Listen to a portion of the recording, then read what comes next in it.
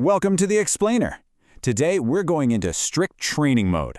If you've been staring down the IELTS reading test and feeling like it's some impossible mountain to climb, well, I want you to change that mindset right now. We're going to treat this exactly like an elite athlete preparing for a world championship. To get that top score, we need to build up your underlying language muscles while simultaneously drilling your test day tactics. Get ready to train hard, because by the end of this explainer, you're going to have a complete step-by-step blueprint for success. Okay, let's dive into this. Here is our roadmap for today. First, the 2 key skills. Second, mastering vocabulary. Third, perfecting the past tense. Fourth, fixing common errors. Fifth, speed, strategy, and scanning. And finally, number 6, capturing the big picture. Having this clear plan is really going to lower your cognitive load. Let's get moving. Section 1. The 2 key skills, building language and strategy. The absolute core premise you've got to understand here is that conquering the IELTS reading test requires 2 completely distinct but deeply interrelated abilities. On one side, you have your language accuracy, your grammar, and your vocabulary. Think of these as your foundational muscles. You build them during your training, weeks and months before the exam. You literally can't fake this. It just takes reps. But on the other side, that's your reading strategy, your speed and your tactics. These are your in-game mechanics. When that clock is ticking down, having a massive vocabulary just won't save you if you can't navigate the text strategically before time runs out. So you need the foundation to understand the words and the tactics to find the answers fast. Section 2. Mastering vocabulary and prepositions, the language of achievement. It's really fascinating how everyday words can take on highly specific meanings. For instance, you know how to spell a word, right? But in sports journalism or biographies, a spell is actually a noun meaning a short period at a club. When you're reading about an athlete's career, you must passively understand these specific uses, things like spell or former boss, so they don't trip up your comprehension mid-sentence. And that brings us to the absolute golden rule of vocabulary building. It is never enough to just memorize a dictionary definition. You must record new words alongside their typical partner words, specifically their dependent prepositions. You don't just focus, you focus on something. You boast about something. You redeem yourself through an action. If you're only learning the verb without the preposition, you're literally only learning half the word, and honestly, that's going to cost you points. Section 3. Perfecting the past tense, narrating the athlete's journey. Let's talk timelines. Notice the really clear contrast here. The past simple describes a single completed event. Boom, it's done. She won the championship. Conversely, the past continuous highlights an action in progress over a longer period. It's that ongoing grind. She was training for the competition. Recognizing exactly which tense a writer is using helps you instantly frame the timeline of events in your head. The absolutely crucial point is how these tenses work together. Take a sentence like, whilst she was playing the match, she hit a record-breaking serve. The continuous tense, was playing, gives us the broad background setting. Then, the simple tense, hit, marks the sudden, shorter event that happens right smack in the middle of it. And notice that connecting word whilst. Writers constantly use while, whilst, when, and as to link these timelines. Spotting them is key to understanding the exact sequence of a story. Before we move on from verbs, I have to highlight a major error to avoid. You simply cannot use the past continuous for completed, bounded events. If an event is finished and completely bounded in time, saying something like, "it was raining throughout," is completely incorrect. The correct standard usage is just the past simple, "it rained." Keep those timelines and boundaries clean. Section 4. Fixing common grammatical errors, avoiding the traps. Okay, here are the big 3 error types that consistently cost students points, both in their production and comprehension. First, incorrect verb patterns following phrases like go to and spend time.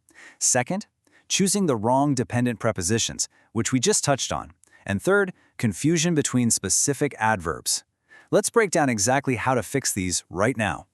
And this brilliantly illustrates the stark difference between common mistakes and high-scoring standard English. Writing went to watching or spent time to watch is, well, painfully wrong. It has to be go to watch and spend time watching. Also, beware of the preposition error. Saying focused at or focused to is a trap. Standard English is strictly focused on. You really need to burn these correct patterns into your memory. Here is another incredibly dangerous trap, adverb confusion. Please, never use kindly when you actually mean currently. Kindly exclusively means doing something in a kind or polite manner. Currently, on the other hand, means happening right now, at this exact moment. Mixing these two up completely changes the meaning of a sentence, so keep them firmly separated in your mind. Section 5. Speed, Strategy, and Scanning. Test Day Game Tactics. All right, shifting gears. Here is the absolute, undeniable ultimate law for IELTS reading comprehension. Base your answers entirely on the text. Never, ever use your own outside knowledge or personal assumptions. Look, even if you happen to be a world-renowned expert on the specific topic of the reading passage, you have to turn that part of your brain off. For this test, the only truth is what is printed on the page in front of you. This law becomes absolutely critical when distinguishing facts from opinions. Factual questions rely on concrete, verifiable information, things like dates, specific numbers, and names. But opinion questions? They ask what the writer thinks. For those, you must aggressively scan for exact signal phrases, like in the writer's view, arguably, or it appears that. If you don't see those explicit signals, it's very likely not the writer's opinion. When the clock is ticking and the adrenaline is pumping, here is your precise 4-step time management strategy. Step 1, read the questions first and underline the key words. Seriously, do not read the passage yet. Step 2, scan the text at high speed for those specific words or their exact synonyms. Step 3, once you find them, hit the brakes and read carefully in that specific area only. And Step 4, quickly check that the other options are clearly wrong. You want to execute this 1, 2, 3, 4 rhythm to absolute perfection.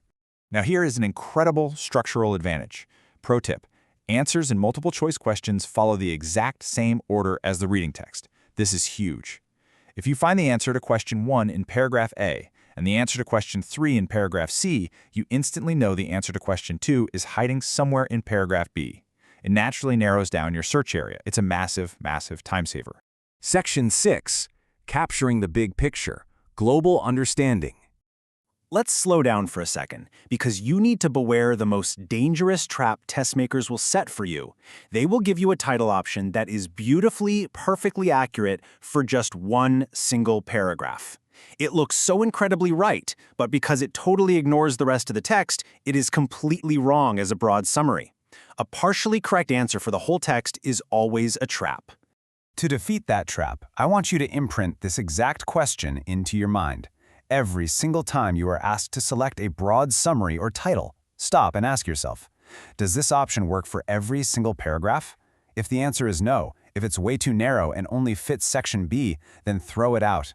The correct title must act as a giant umbrella covering the entire passage. And that brings us to the end of our explainer, the path to IELTS mastery. Look, I really want to celebrate the hard work you're putting in. By acknowledging that you need both pillars, merging that deep foundational language accuracy with high-speed game day strategy, you are literally building yourself into an unstoppable test taker. You aren't just crossing your fingers and hoping for a good score anymore. You're actively engineering one. So, I'll leave you with this final, crucial question as you get back to your study materials. Which pillar of mastery will you train today? Are you going to sit down and meticulously build your language accuracy with vocabulary and past tenses? Or are you going to set a timer and aggressively drill your reading speed and scanning strategies? Make your choice, get to work, and I'll see you in the next explainer.